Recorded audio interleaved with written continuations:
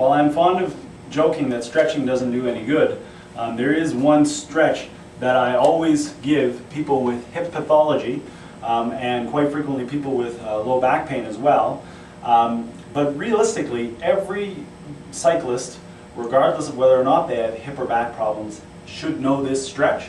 Probably every power lifter in the world, we could even generalize every athlete in the world needs to know this stretch, because if you've got a restriction in your hip that is going to cause problems eventually, and the hip in humans anyway, and dogs, has a real tendency to get tight and be of an abnormal shape. Now, it's very important that if you're having trouble with this stretch, it's giving you pain or it's pinching, that you get to a physiotherapist and have it looked at, because there's something wrong with your hip. So basically, all you need is a position where you can come up on your hands and knees. We have to be able to do a 4-point pelvic tilt. Now, if you don't know what that means on your hands and knees you need to be able to engage your pelvis forward. Okay, and that means without dropping your rib cage. But you have to be able to do it just from the pelvis to the bottom, because if you have to drop your rib cage to do that, you probably won't be able to hold the stretch in the right position. Start with your shin bones straight or slightly heels together, knees shoulder width apart. Roll the hips forward, not all the way, just to a nice comfortable position, and the goal is to sit back on your heels.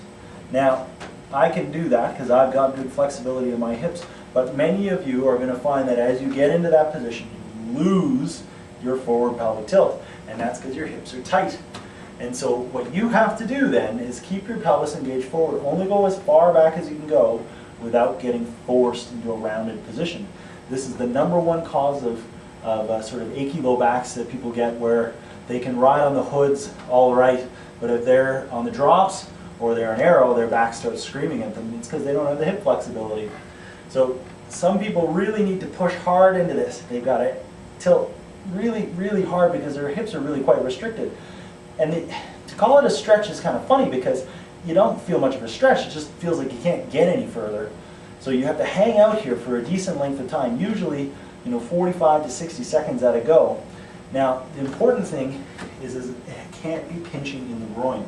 If it's pinching in the groin, then you're actually probably going to irritate the joint surfaces. So the solution is to bring your knees further apart and bring your heels closer together, and then quite often you can get into a lower position. Okay? What you would do is slowly, and this takes, if you're one of these people, this will take several weeks. As you get to the point where you're almost right to the bottom and you haven't lost your pelvic position, then you can start to re-narrow your knees until they're shoulder width apart. And then eventually, if you're good there, the final progression is to bring your feet back out a little bit. Okay? Never bring your feet outside of your knees this way, because if you come back, that's immediately coming into an impingement position. And there's not many people in the world who won't feel a sharp pinch in their groin when they do that.